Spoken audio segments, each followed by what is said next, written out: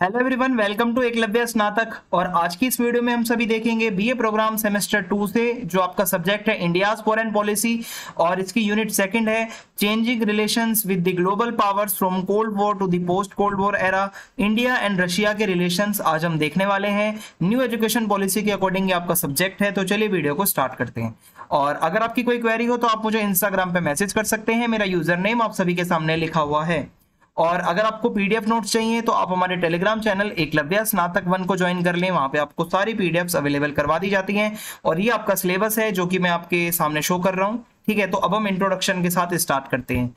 तो देखिए, रशिया एक नई कंट्री बनी थी जब यूएसएसआर का डिसइंटीग्रेशन हुआ था। पहले रशिया यूएसएसआर का ही एक हिस्सा हुआ करता था, और यूएसएसआर के साथ भी इंडिया के काफी अच्छे रिलेशंस रहे हैं। इनफैक्ट आफ्टर इंडिपेंडेंस जो हमने प्लानिंग कमीशन बनाई, जो हमने प्लानिंग और 5 ईयर प्लान्स, ये सारी चीजें जो थी, इससे भी हम ये सारी चीजें हमने यूएसएसआर से ही सीखी। हम उन्हीं से ही इन्फ्लुएंस थे। ठीक है, आगे बढ़ते हैं। अब हम historical background India and USSR relations. तो अब हम सबसे पहले रशिया के रिलेशंस समझने से पहले हमें यूएसएसआर को समझना होगा।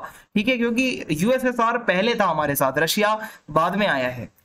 तो आप देखेंगे कि इंदिरा गांधी के टाइम पे भी बहुत अच्छे रिलेशंस थे हमारे, जो है सोवियत संघ के साथ में या सोवियत यूनियन के साथ में। ठीक है, और देखते हैं कि क्या था। तो इंडिया और सोवियत संघ, यानी कि जो सोवियत यूनियन है, यूएसएसआर है, इनके डिप्लोमेटिक रिलेशंस जो है वो 13 अप्रैल 1947 से स्टार्ट होते हैं, जब इंडिया को इंडिपेंडेंस मिला ब्रिटिशर्स से। सो सोवियत यूनियन जो है वो उन कंट्रीज में से सबसे पहला था जिसने इंडिया की इंडिपेंडेंस को रिकॉग्नाइज किया और इंडिया का सपोर्ट किया एंटी कॉलोनियल स्ट्रगल के अंदर। और ये जो रिलेशनशिप है इंडिया और सोवियत यूनियन की, इसके पीछे बहुत सारे रीजंस हैं। पॉलिटिकल रीजंस हैं, इकोनॉमिक रीजंस हैं, मिलिट्री कोऑपरेशन है दोनों के बीच में। पूरे कोल्ड वॉर के टाइम पे ये रहा इन दोनों के बीच में। तो इंडिया और सोवियत यूनियन दोनों के बहुत ही क्लोज एक पॉलिटिकल अलायंस थे। ठीक है, नॉन अलाइनमेंट को दोनों मानते हैं। ठीक है, और अगर आप यहाँ पे देखोगे सोशलिज्म, कॉलोनियलिज्म को अपोज करना, तो ये सारी चीजें सोवियत यूनियन और इंडिया के बीच में सिमिलर हैं।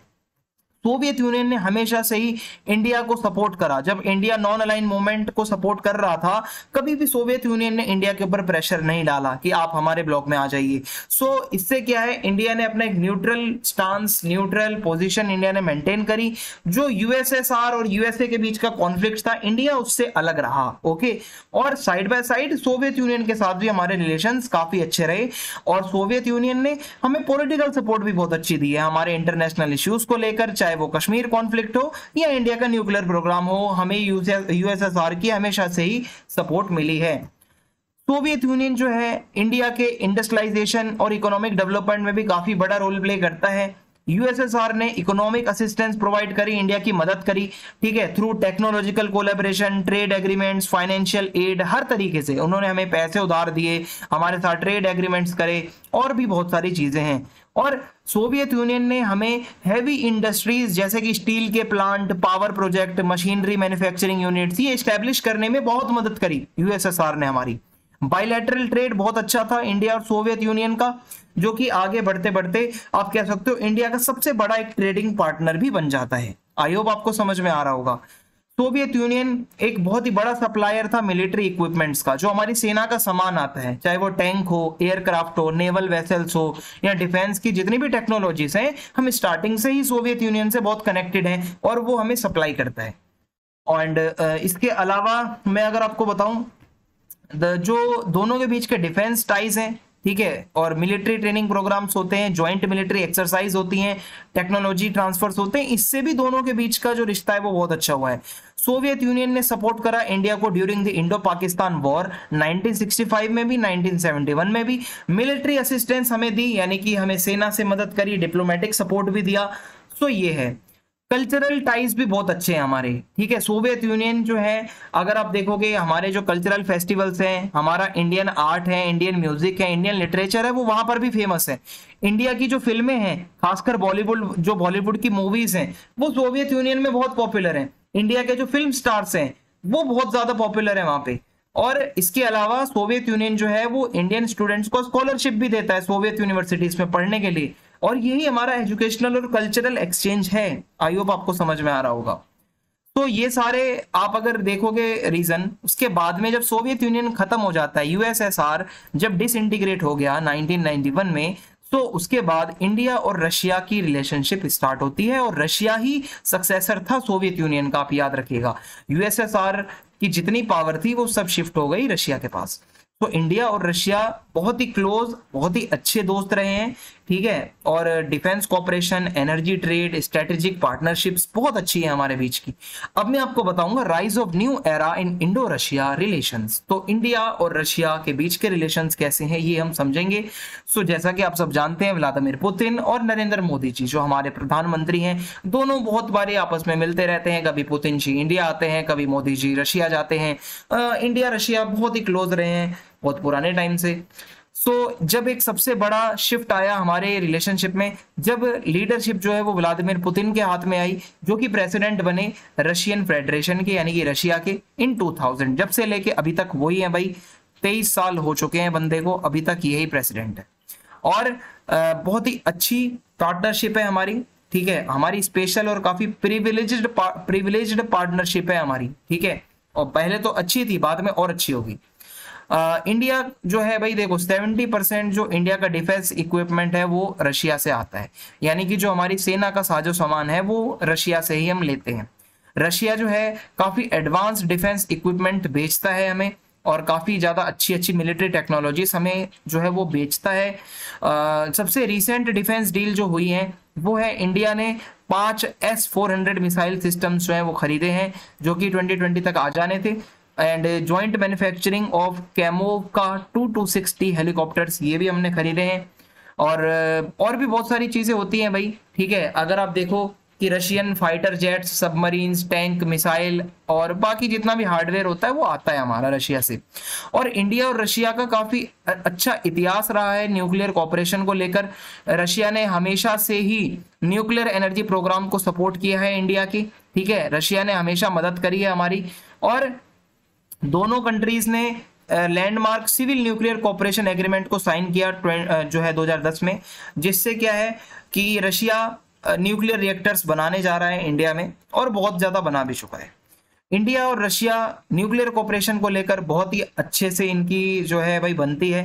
देखो यूएसए ने बहुत बार अपोज भी किया था हमारी न्यूक्लियर पॉलिसी को, लेकिन रशिया ने हमेशा से सपोर्ट किया है। और इसके अलावा अगर मैं आपको बताऊं, बायलैटरल ट्रेड बहुत अच्छा है हमारा, रिलेशनशिप बहुत अच्छी है। रशिया लगातार सप्लाई करता है क्रूड ऑयल और पेट्रोलियम प्रोडक्ट जो है इंडिया को बेचता है। रिसेंट ईयर्स में देखें तो जो है काफी ज्यादा इंडिया ने अपने डिफेंस प्रिक्योरमेंट को डाइवर्सिफाई किया है, और रशिया के अलावा हम अमेरिका और इजराइल से भी अपने जो है इक्विपमेंट्स मंगवा लेते हैं। तो अब हमारा जो रिलायंस है रशियन मिलिट्री इक्विपमेंट के, वो थोड़े से हमने इसको कम करे हैं, यानी कि हम उस पर निर्भरता हमने कम करी है। हम रशिया के अलावा यूएसए और इजराइल से भी अब अपने जो इक्विपमेंट्स हैं वो हम खरीद लेते हैं।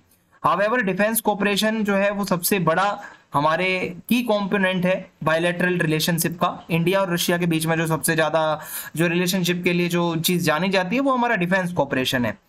इंडिया जो है देखो यूनाइटेड स्टेट्स के साथ काफी अच्छे से रिलेशन है उसके वहां पर भी, और आपको पता है यूएसए और रशिया एक दूसरे के दुश्मन है। इससे पहले यूएसएसआर और यूएसए दुश्मन थे, तो लेकिन रशिया ने कभी इस चीज को ऐसे नहीं देखा कि आप यूएसए के साथ क्यों बात करते हो। जो इंडिया और रशिया के लीडर हैं, रेगुलरली हाई लेवल एंगेजमेंट्स होती रहती हैं, मीटिंग्स होती रहती हैं, और ये बायलैटरल रिलेशनशिप अच्छी होती जा रही है। तो अगर आप देखो, in order to challenge US hegemony, America का दबदबा, उसको चैलेंज करने के लिए रशिया लगातार ट्राई करता है कि इंडिया को भी वो इंटरनेशनल फोरम बनाकर उसमें ऐड करता रहे। इनफैक्ट रशिया चाहता है एक न्यू अलायंस बनाए वो, जिसमें रशिया हो, चाइना हो और इंडिया हो, ये 3 देश मिलकर एक अलायंस बनाए अमेरिका के अगेंस्ट। और इसके अलावा ब्राजील, रशिया, इंडिया, चाइना और साउथ अफ्रीका ने तो बनाए रखा है अपना ब्रिक्स, आपने नाम भी सुना होगा, ये फोरम है, ये एक दूसरे की सपोर्ट करते हैं इसमें। शंघाई कोऑपरेशन ऑर्गेनाइजेशन भी है SCO, जहां पे रशिया ने इंडिया के स्टेटस को चेंज करा, ऑब्जर्वर से उसको फुल मेंबरशिप दे दी वहां पे। तो भाई इससे क्या होता है कि ये पता चलता है रशिया हमारे लिए कितना अच्छा खासा सोचता है। At the same time Russia China की one belt one road initiative को पुश कर रहा है, जो कि हमारी इंडिया की सिक्योरिटी के लिए बहुत ही गलत चीज है। भाई देखो, हमारे लिए जो है ये बहुत खतरनाक चीज है। चाइना की जो ये वन बेल्ट वन रोड वाला सिस्टम है, ये बहुत ज्यादा खराब है। ये मैं आपको चाइना वाले टॉपिक पे पढ़ाऊंगा ये होता क्या है। रशिया के जो एनर्जी टाइज है चाइना के साथ, ठीक है, ये एक कहीं ना कहीं हमें इरिटेट करते हैं कि रशिया अगर चाइना के इतने क्लोज जा रहा है, चाइना तो हमारा दुश्मन है, तो कहीं ना कहीं जो थोड़ी बहुत खटास आ सकती है तो वो इसी वजह से आती है। हालांकि इंडिया रशिया के रिलेशनशिप काफी ज्यादा स्ट्रोंग रहे हैं, ठीक है, और बहुत सारे चैलेंजेस भी आए हैं, बट स्टिल इंडिया के जो टाइज हैं यूनाइटेड स्टेट्स के, ठीक है, वो काफी ज्यादा अच्छे हो रहे हैं। तो इसकी वजह से कभी कभी रशिया को थोड़े कंसर्न्स भी होते हैं। रशिया कभी कभी सोचता है कि भाई यूएसए के साथ क्यों इतना इंडिया जा रहा है। सो इंडिया और रशिया का जो रिलेशनशिप है 21st सेंचुरी में अगर आप देखो तो इसका एक हिस्टोरिकल बॉन्ड रहा है, जो मैंने आपको समझाया है, USSR and then Russia and defence ties and cultural and academic relations and political diplomatic, कितने सारे पॉइंट्स मैंने आपको बता दिए हैं। अगर पेपर में आता है तो आप आराम से बना के लिख सकते हो, ठीक है। दोनों के बीच में बहुत ही अच्छे पॉजिटिव रिलेशनशिप है, कुछ भी नेगेटिव अभी तक नहीं है, और दोनों की पार्टनरशिप बहुत अच्छी है ताकि म्यूचुअली दोनों को बेनिफिट मिलता रहे, और ऐसे ही कोलैबोरेशन हमारा बना हुआ है। तो ये इंडिया और रशिया का टॉपिक था। अगर आपको वीडियो अच्छी लगी हो तो आप चैनल को सब्सक्राइब कर दें। कमेंट बॉक्स में जाके आप अपना फीडबैक जरूर लिखें, ज्यादा से ज्यादा वीडियो को शेयर करें। जय हिंद, जय भारत।